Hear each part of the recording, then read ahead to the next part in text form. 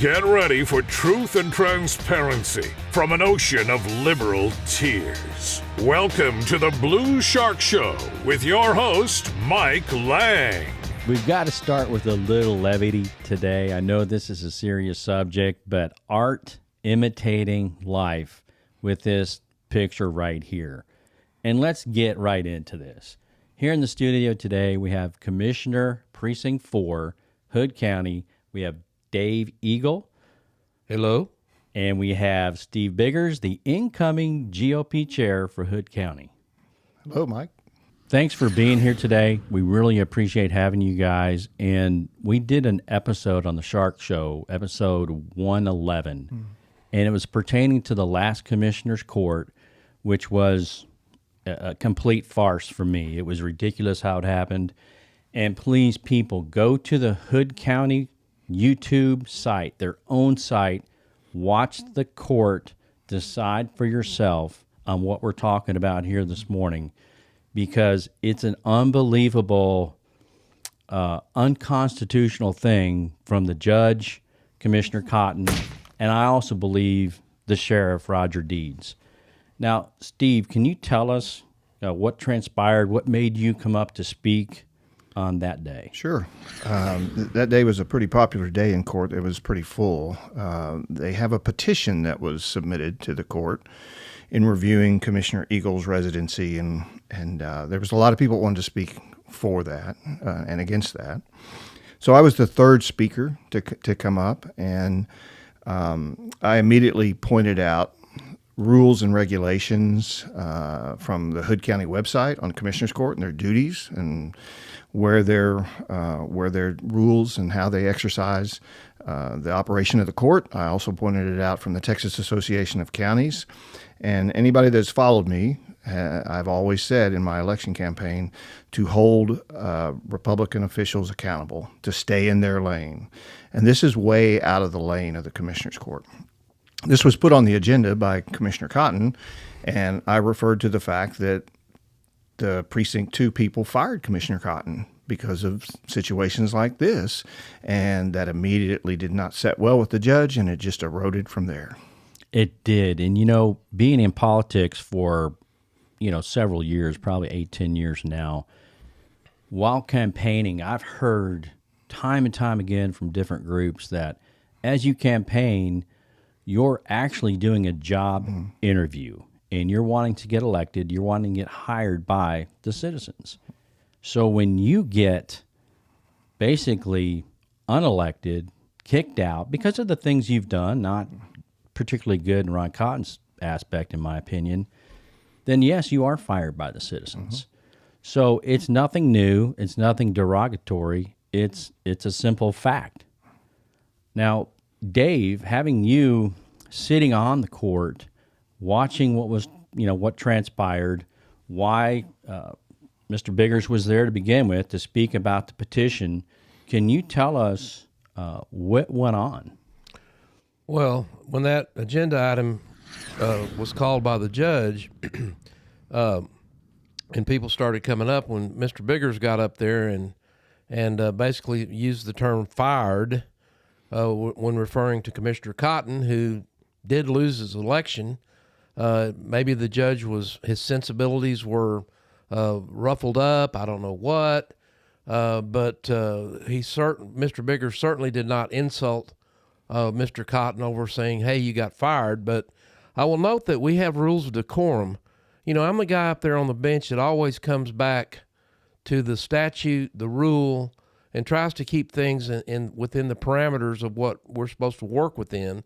And I will note that under our rules of decorum, there's a paragraph under subparagraph F, or a sentence that says, "These rules do not prohibit public criticism of the Commissioner's Court, including criticism of any act, omission, policy, procedure, program, or service." So, in my opinion, when we're up there, a citizen comes up and is basically criticizing one of us for some reason, and I've had it happen to me, for instance, my job is to sit there and take it.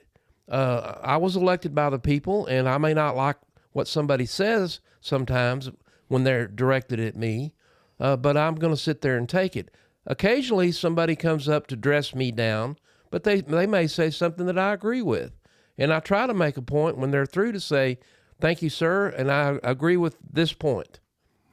And, you know, you've seen that in several courts where people have actually gone after you. And as an elected official, it's part of the job. Mm-hmm. It's part of the job to sit there and listen and, frankly, to take it from citizens that don't agree with you. Unless somebody's going to, you know, physically call you out or physically say something that they're going to hurt you or things like that. None of that was done. As a matter of fact, when you talked about that exact day, there was somebody that dressed you down later on and was, you know, actually pretty bad, and the judge did nothing. So he's really wishy-washy. He makes his own way when it comes to that, and he pinpoints which people he wants to talk and which people he lets go. Mm-hmm. Well, I would. That was a very nice term to call it wishy-washy, because I would call it downright bias.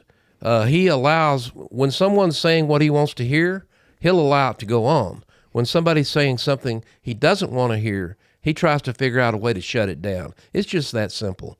Hypocrisy. That's exactly what it is. Mm-hmm.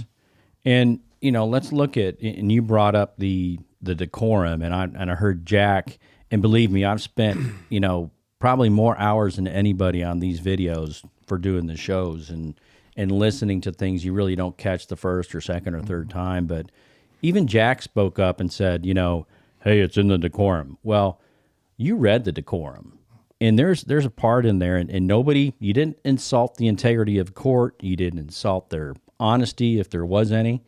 But it does say these rules do not prohibit public criticism of the commissioner's court. Mm-hmm. Now, I wouldn't even consider that criticism of the commissioner's court. It's a fact. It's a fact. Yes. So, and then it goes on, including criticism of any act, omission, policy, procedure, program, or service, which you did none of. And that begs the question of, was it even constitutional? And I don't think it was, to kick you out of court. And then what was even more disappointing for me was the Sheriff Roger Deeds mm-hmm. actually escorted you out. Mm-hmm. When Sheriff Deeds came up, after the judge called him to come up, I know Sheriff Deeds. I've had interactions with him many times, and I know he's a constitutional guy, and seen him at constitutional events. And I asked the sheriff at the time, Roger, are you really going to do this? All I'm trying to do here is just get my point across. You're the highest law enforcement official in this county. And the judge took issue with that because it's his courtroom. And Roger said, it's their courtroom. I have to do what they say. And he escorted me out. While you're in court, he, you know, basically is the bailiff, the sheriff for the court. But he is, like you said, the highest ranking, you know, law enforcement official in the entire county. Mm-hmm. And he's even been to Republican meetings and different meetings saying, you know, how constitutional, you know, he is as a sheriff, and he will stop the federal government at the county line, and they won't come in and get our guns and things like that. The elected officials are there to stop the tyranny of the government on the citizens. Mm-hmm.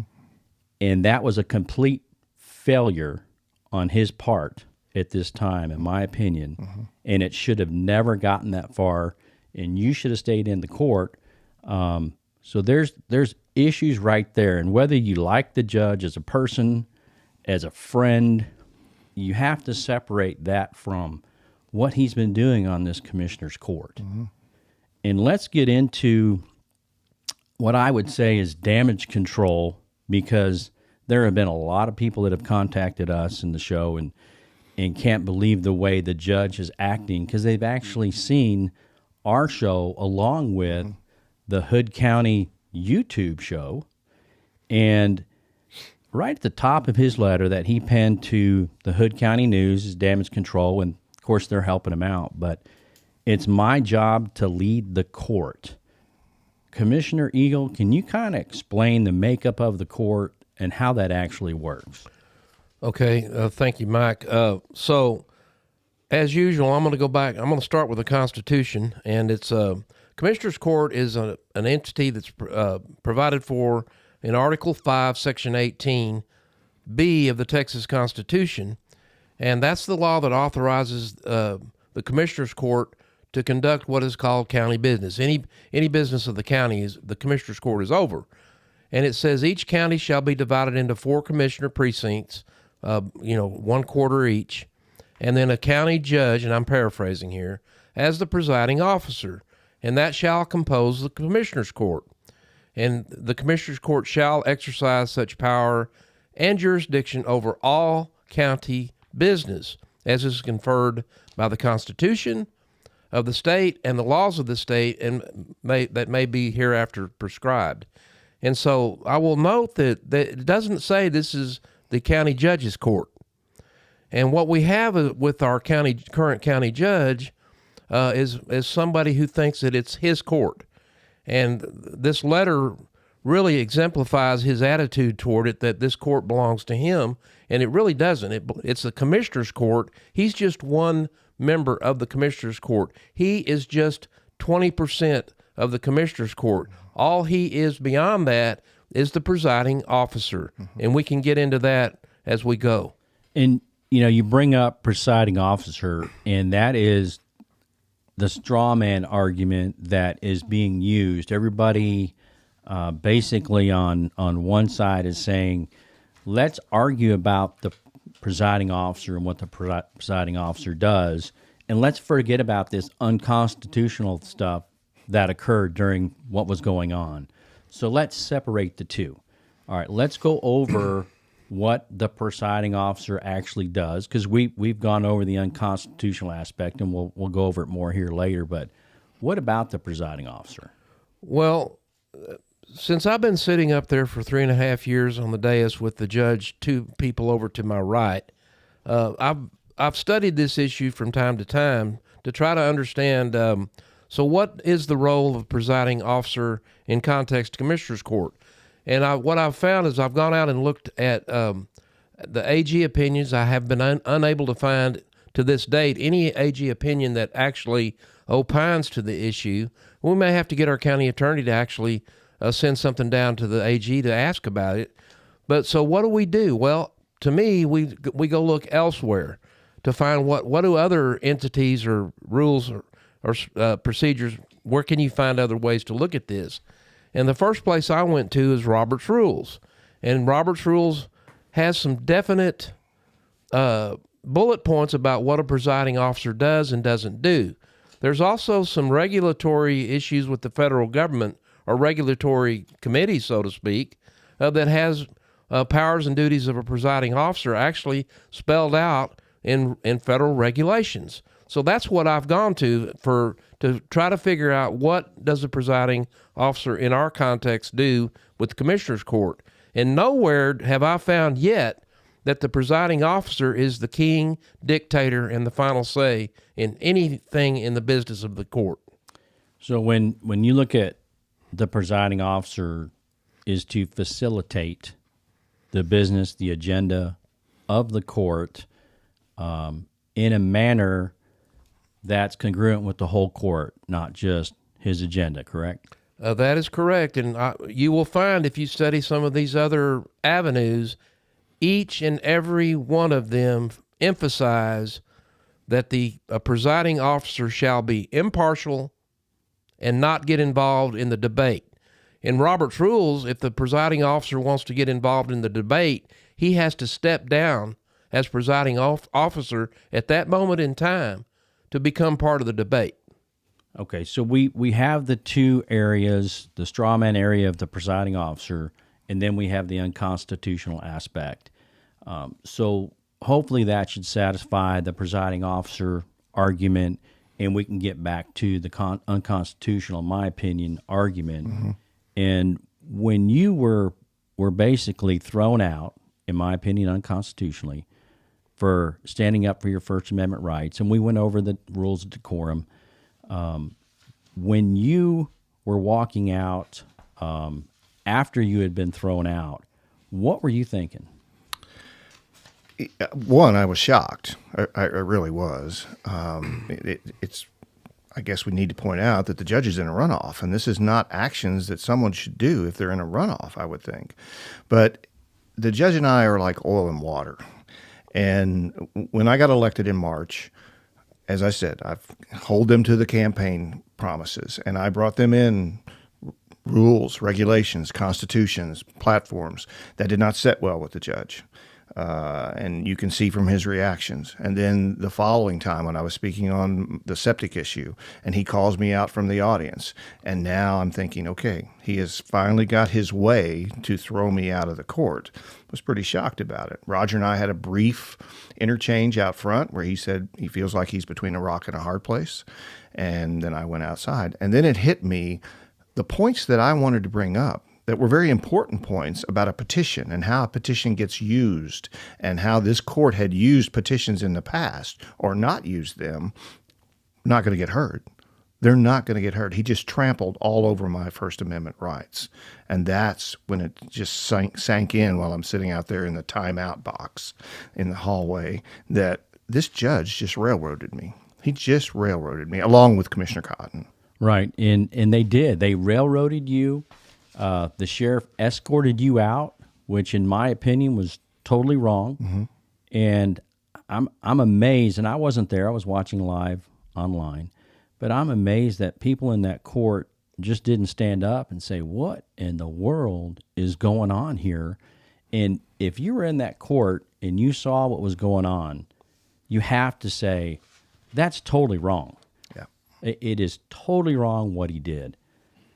As we get into this letter and we move further into it, Commissioner Eagle, do you agree with some of the statements in here when he's trying to backtrack and kind of save himself here? No, I don't agree with pretty much any of it, because here's what gives me some cause for concern. The second paragraph, for instance, he states, and I'm going to use his voice, though I had no part in bringing that petition to the court, I allowed a commissioner and his supporters to vent anger and frustration at me during the special session. Well, to me, using that terminology, that he allowed me as 20% of the court, he allowed me to speak, is beyond the pale. In my opinion, that shows that he does not have an idea of what the presiding officer should be. And he also later on in this letter, and we can keep talking about it as we go, he talks about the commissioner's court or anyone else in my courtroom. Well, that's not his courtroom. The commissioner's court is the commissioner's court. Mm-hmm. The judge has a county court judge over at the old courthouse on the square, that he does have court there as a judge. But in commissioner's court, he's not the judge. He is the presiding officer. Mm-hmm. He's a member of the commissioner's court, and he's 20% of it. And he doesn't seem to be able to separate the two. He's got them confused. So we can keep talking about this letter, but those are my initial comments. One of the things, and you brought up, was the judge at the old courthouse, and he does probate, things like that. So he does act as a judge there, and he is the judge on the commissioner's court, but it's the commissioner's court. And, when you talk about some of the quotes in there, and you brought up the one about my job is to lead the court through the stated agenda in an impartial, objective manner. That's another quote. Mr. Biggers, you were part of, I don't know, once, twice maybe, at least, where you spoke in front of the court, and later on, whether it's 5, 10, 15 minutes later, the judge comes back and calls you out in court, right? Mm-hmm. He did that on the 1st of March, or the second meeting of March. And once again, it's the topic that I've had a heart for the last 3 years. And I just wanted him to vote on it. And he calls me out after I spoke when Matt Mills is at the podium. He had some question on the language of what was on the agenda. And all of a sudden, he's holding up a piece of paper and waving it at me and saying, "You say you're a man of your word? You say you have character? Why did you sign this? You're going against..." And I'm 6 rows back in the audience, just taken aback by it, saying, I'm a citizen just sitting here now. And he wants to call me out, have no repercussion, being able to speak back, anything like that. And so I did start speaking back. I said, "I have no idea what you're holding, Judge." And he had Mills deliver it to me, explained it. And I said, "Just vote. Just get the thing up for a vote. It's on your plate. Just vote." And that's when he said, "You are so close to out of order and being ejected out of here." So he's priming the pump. Right, after he initiated it. Exactly. Yeah, 15 minutes later, and you go, "Oh, that's just one example. You guys don't get along." Well, I'll give you another example. We did another show on that. Mary Dix during the COVID deal. Todd Hebert, same thing. He called him out. Matter of fact, he even read a letter and thought he shouldn't say it about Todd Hebert even getting COVID, go work in a hospital. So he definitely has his own agenda up on the dais, and he does go after people. There's a history of that. It's not just one time. It's not just he got angry. It's a complete history, and if people don't see that, then they're blind. They're not opening up their eyes. He's gone after me during COVID when I went up there and talked about the unconstitutional shutdowns and telling me, "Well, then why don't you and your wife indemnify the county, and that way we'll open up the county?" Well, as a county judge, those kinds of things shouldn't be said, but he finds it really hard to do that one thing and to be the administrator basically of the court and get that agenda going, because he has his own personal agenda. And if you go against the judge or disagree with the judge, then he's coming after you. So by all means, if you look back at that decorum, on probably half of these commissioner courts, he should kick his own self out and have Roger Dees escort him out. But he's never going to do that because he is, like the first picture, and we kind of make fun of it, but he is acting as the king.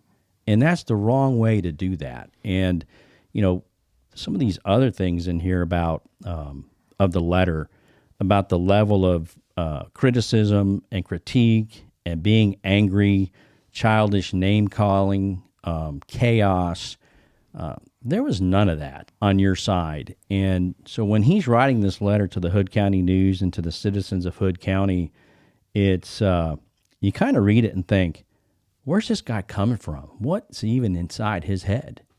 And you sit with him every commissioner's court. Bless you guys for sitting up there and dealing with some of this stuff. But something has to give. Well, and just over the years, I have developed a theory about the situation, at least between the judge and myself. Since we're both attorneys, the judge has been an advocate. That's what he does as a lawyer. I'm an advocate. That's what I do as a lawyer. And what's happened is that especially when the COVID issue hit back in 2020, and we kind of departed ways, so to speak, the judge acts as the advocate on one side of a legal issue, and this is what it's turned into, kind of a free-for-all. And then I turn into being an advocate for the other side of the issue, and it's like we're arguing a case in front of a judge now. And the only difference is the judge is also, in his mind, the judge too. And you will not see any judge in any court, a real judge, that's going to start arguing with a counsel's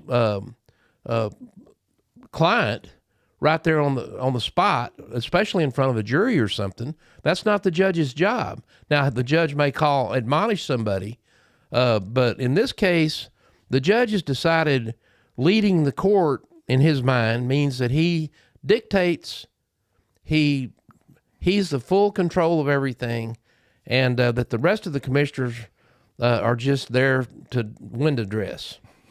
And, I get that picture. The more commissioner courts I see and the more people that stand up for the things that are right that go against what he's saying, I get that picture of, we have the king and the jesters up there, but I also get the picture of the king with his minions and the subjects, in the audience, and he's the all-powerful guy. But, also, I think he's transferring some of this stuff that he does to people in this article himself. and he talks about critique and criticism that crosses the line. Well, intentional and targeted insults, that's what he's been doing all along for the last 3.5 years. And you can go back and watch every video that we've done. And this is not my words. This is not Blue Shark's words. These are his actions, the judges, on video and audio for people to see, and they're still blind to what is going on. Questioning my character when I'm a citizen in the audience. That's pretty bold. That's very bold, and it's not just that one time, it's several times. Exactly. That's just my example. Yeah. It's a pattern. Well, and I just want to add that of course, I've been sitting up there for 3.5 years with this judge, and so, and again, it's spelled out in statutory law about the Commissioner's Court that he is, as a presiding officer, he is also the chief administrator of the county. He's still, again, I can't say this enough, he is not the judge up there. He's not. And he is a member of the Commissioner's Court who presides over the court. And what I've observed in my time up there with him is it doesn't matter what it is. If it goes against what he wants, he has to have the last word. It doesn't matter if you're walking away from the podium after you spoke, he's got to make sure he gets the last word every time. And that's evident with this letter to the Hood County News, because he was on Blue Shark and people start talking to him about it, and he doesn't have the last word. And now all of a sudden, he's got to pen something to the Hood County News. And I did see on social media where you put out a letter in reference to what happened on that day. Can you tell us a little bit about that, Steve? Yeah, and to give them kudos, the Hood County News published it. And then the next publication, they published my response. And I encourage people, very much like you do, don't take my word for it. Read or watch the video. And in the judge's comment, he said an individual he had to eject. Well, my first comment was, hey, I'm that individual. I'm speaking from firsthand experience here. So I went into a little bit about what happened. Didn't like that I mentioned that Commissioner Cotton got fired. Then it eroded from there, how it got, and then went into explaining that how I believe that my First Amendment rights were violated. The First Amendment, the Texas Constitution, number 8, the Republican platform that he ran on, the rules of decorum that you're speaking about here. All these people in there saw this. And then to have two people, Roger and himself, take an oath to protect and uphold these things, and they were broken that day, absolutely broken. And I was wronged, and I explained to people, go watch the video and draw conclusions for yourself. And that's what they need to do, and open their eyes up and take a look. And you said that everybody was sworn in to take an oath to the Texas and U.S. Constitution and be that person, be that elected official that stands between the government tyranny and the people. And that wasn't done. And you look at, when you get into, and you're an elected official, you sign a surety bond. And the judge signed his from the Western Surety Company. And in this bond, you sign, and it states in the bond, that you will, to the best of your ability, preserve, protect, and defend the Constitution, laws of the United States and of this state, and do solemnly swear or affirm, I have not directly or indirectly paid, offered, promised to pay, contribute, nor promised to contribute any money or valuable thing, or promised any public office or employment as a reward for giving or withholding a vote at the election at which I was elected, so help me God. So you swear this. You sign it for both Texas, U.S. Constitution, you swear before God, and both Roger signed this, all the elected officials do, they're bonded.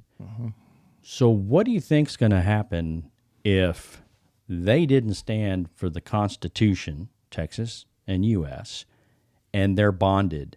Do they take that bond away? I said in my response, that's a slippery slope.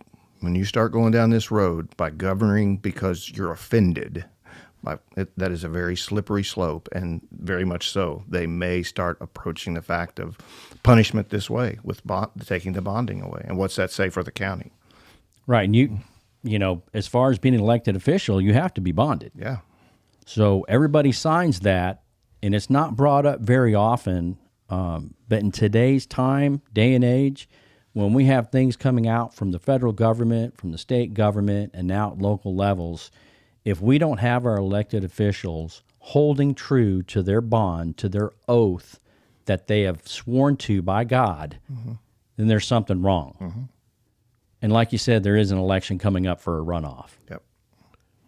Yeah, May 24th. This particular judge is actually in a runoff, and you know, maybe there's another firing coming down the road here. I might add, being a student of observation and people and dealing with people most of my life in my career, you have to read people quickly and where they're going and how they respond.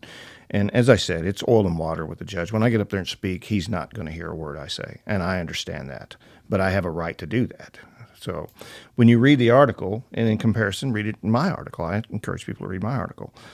I didn't count the many times that he said I or me or my or myself. It's very telling when somebody responds some way. It doesn't say we at the court, we must. And in response to that, I've looked at legal avenues, and you know this, Dave. The court can hold me in contempt. I can be held in contempt of court with a fine or go to jail for 24 hours. It's not the judge holding me in contempt of court. It's the court. Right. The commissioner's court is holding me in contempt of court. 5 guys up there. Yeah, and to go along with what Steve just stated, if you look at this letter that the judge had printed in the Hood County News, which, by the way, our commissioner's court was on Tuesday, April the 26th, and this letter showed up in Wednesday, April the 27th, Hood County News. That's kind of interesting, isn't it? But you're going to see the term I, me, my used all throughout this letter. And he states again, I will, if things don't go the way I want them to go, basically I'm paraphrasing, I will take action to have that individual removed. Now, he doesn't get to do that. And I pointed that out during that court session, that only the commissioner's court could do that.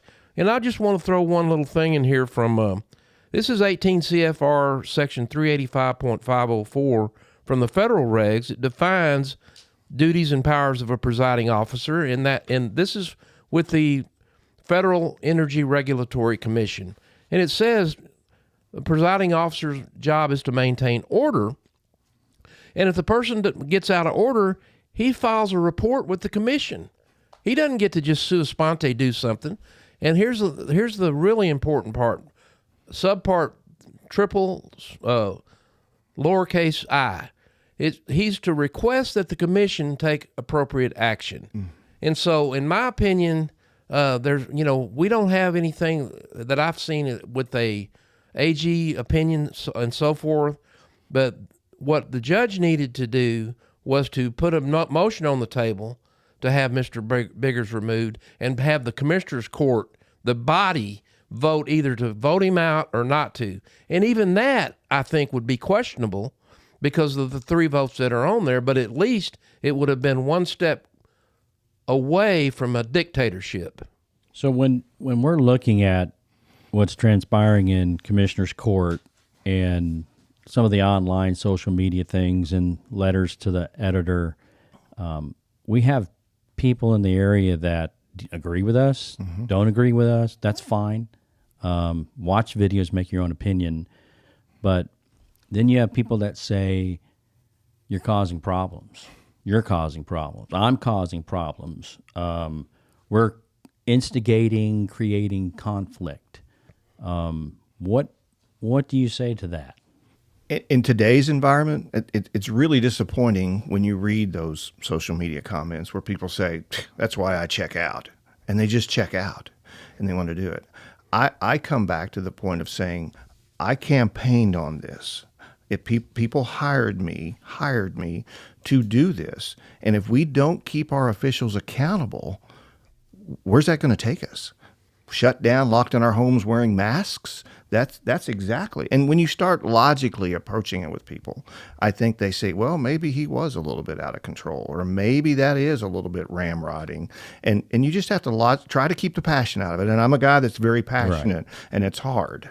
But you just try to logically approach it to people. And those people that are in the middle of the road, there's the far lefters and the far righters, and you're never going to change them. But the people that are in the middle of the road, and try to get them a better understanding of it, logically approaching it, saying, how would you like it if that was done to you and you had something that you needed to say, and you have a right in the Constitution to say it, and it gets taken away from you? Whoa, makes them think. It sure does. Dave? Well, as far as being labeled as someone who's gone against the grain or made trouble or so forth, you got to look at where that comes from. I mean, that comes from political opponents who want to tax and spend you to death. They'd love to tax you right on out of business. It comes from people that don't mind trampling on your constitutional rights. It comes from people that have gotten away from what limited government constitutional principles are all about. So I'll take that criticism any day. If I go against that grain, sorry, that's what I got elected to do. I won this past primary by 61% of the vote, or I received 61% of the vote. So apparently I'm doing what my constituents want me to do, and I'm doing what I said I was going to do when I started 3.5 years ago. And so, sorry if it goes against your sensibilities, or you think I'm the troublemaker. You know what? I think on January the 1st, the Commissioners Court's going to be a lot more subdued and back in line with getting business of the county done. Well, I hope it is, but when you look at the conflict, you're competing with different goals, values, and interests, and you've got different sides competing for their goals, their interest, and I don't think in Hood County they've had a lot of people doing this, competing against, I would say, the establishment or, the good old boy system. And at this point in time, over the last few years, it's become a thorn in their side, the people that are complaining. And like you said, as the GOP chair, I've always been for the Republican Party platform. Therefore, I'm a Republican. If you can't follow the Republican Party platform, don't be a Republican. Exactly. Or if you call yourself a Republican and you can't follow the platform, why are you fighting the people in your party that do follow that platform? At that point in time, you either have to switch parties, keep quiet, or go to the convention and change the rules, right? Exactly. So, when we look at the disharmony, the conflict or whatever, the negativity, people, open your eyes. Don't be silenced. Speak up. You have your First Amendment right, whatever you're going to talk about. You're exactly right, Mike. Part of the things that I like to do when bolstering people and they get down in the dumps and they feel like the odds are against them and just get trampled on, I like to point out that 3% of the colonial population pushed back against King George 250 years ago. This country is what it is today by 3% of the population. That's all it took, folks, 3%. Towards the end of the Commissioners Court on April the 26th, because Ron Cotton had put this issue on the agenda, and like Mike said, it shouldn't even have been there on the agenda. A gentleman came up to the podium and he said, and I'm paraphrasing, that you are going down a slippery slope when you start this kind of political hack jobs. And he said, based on what you're doing right now, what's to stop 3 more for petitions from coming in next time or the time after? And so that's the question that gets raised. What if petition comes in asking to remove Ron Cotton, although he got voted out, fired, as Mr. Biggers says, and wants to stop somebody from coming after another county official with a petition? It doesn't stop, and we've got to stop it right now. I just want to put out there that I think that this petition that was brought to Commissioner's Court to basically investigate me, first of all, it's not the proper venue. And if you look at the signatures, they keep the Hood County News keeps harping on the 120 signatures. Well, only 41 of them live in my precinct. So I guess I'm hoping that our government does not devolve into a situation where we're ruled by petition. And there's an old saying I've heard before about democracy, because I believe that we are a constitutional republic, and a democracy has been defined as two wolves and a sheep deciding what's for dinner tonight. And right now, the petitions coming to the Commissioner's Court, regarding my situation, is nothing but political theater. I'll stand by that term. And also, it's not the proper venue in the first place, and not one comment has been against my policies. Nobody wants to apparently come up and debate me on those issues. So they've resorted to personal ad hominems. And I'll close with, on May 24th, you got a chance to change this situation. And I hope that you consider that highly when you go into the voting booth. Early voting starts Monday. So remember, go watch these videos. Mr. Lang talks about, go watch it for yourself. The Hood County News sure doesn't do that, do they? They don't say, well, go look for yourself. They want you just to read their stuff. Thank you.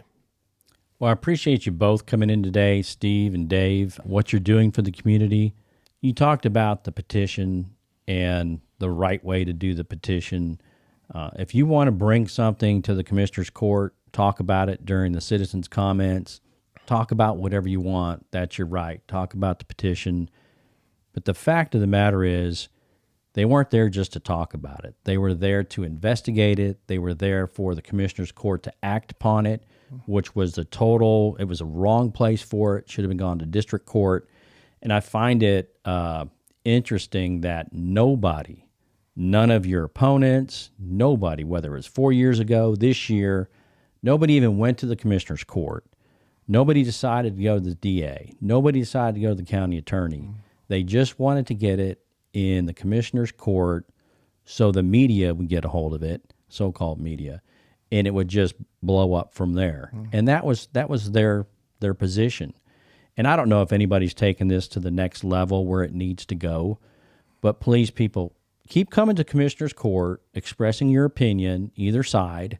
That's your right. That's our right as citizens, and that's the right that we have for our elected officials to listen to us, whether they agree or not, but take things to the right place if you want an investigation. And shame on the judge in Cotton for putting this on the agenda.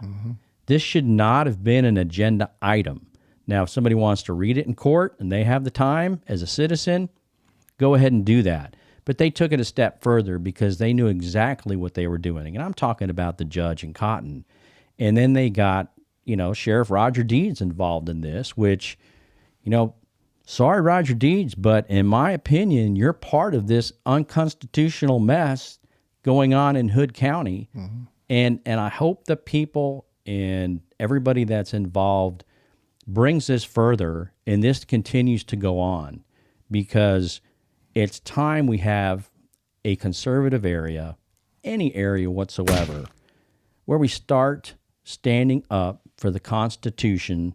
And once our elected officials act in an unconstitutional way, it needs to be addressed and they need to be fired, period. Whether you like them or not, they have to stand for constitutional principles. Shark Show out.